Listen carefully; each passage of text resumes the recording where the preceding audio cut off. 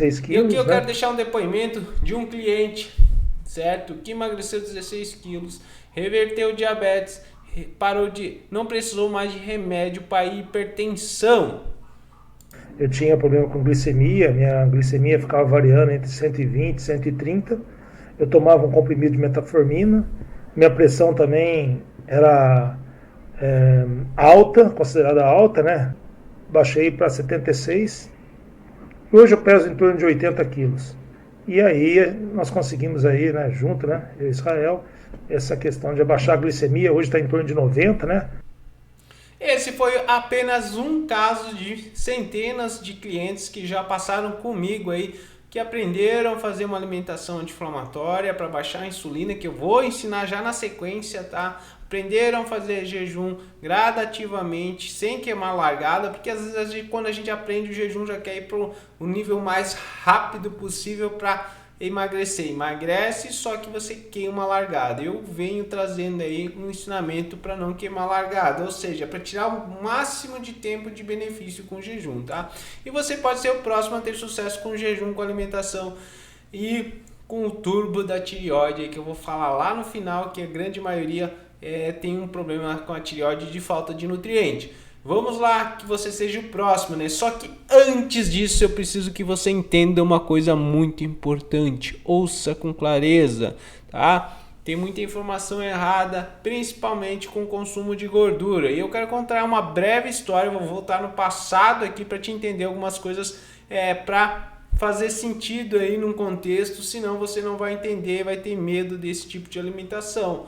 Certo? Então, uma breve história sobre a nutrição. Em 1925 foi descrito o primeiro infarto miocárdio. Tá? Em 1930, 3 mil pessoas morreram de infarto miocárdio. Em 1960, 300 mil pessoas morreram de infarto miocárdio. Mas por que esse aumento? E eu vou trazer algumas evidências. Em 1911 nasceu a primeira gordura hidrogenada, ou seja, óleo vegetal. Final de 1800, começou a produção de petróleo. Os óleos vegetais que eram usados ali para lubrificar a corrente, engrenagens, foram deixados de lado. Só que eles já tinham todo um maquinário ali para produzir essas gorduras. Então eles inventaram essa gordura hidrogenada aqui de óleos vegetais, certo? Esse é um dos pontos cruciais. E o consumo de açúcar aumentando. 1500 foi o nascimento do açúcar, tá? com a cana, principalmente no Brasil, muito forte naquela época, né? E não era tão grande, né? A partir de 1900 aí que a escala começa a aumentar demais, certo? E a gente sabe muito bem que a obesidade está ligada com açúcar e com os problemas cardíacos. Essa é a segunda evidência. Temos outras, que era o cigarro. Em 1940, o cigarro era indicado até para grávidas, mas não trouxe aqui, só comentei, certo? O problema é que esse moço aqui, não sei se você já ouviu falar de Ancel Keys, foi o principal motivo que evitamos gordura por muito tempo. Aí a culpa foi do Ancel Keys, certo?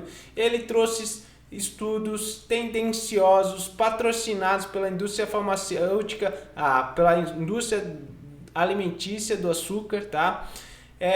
Ele teve resultado de 22 países, só que escolheu 7 países a dedo para favorecer a sua ideia. Aí que mora o problema, tá?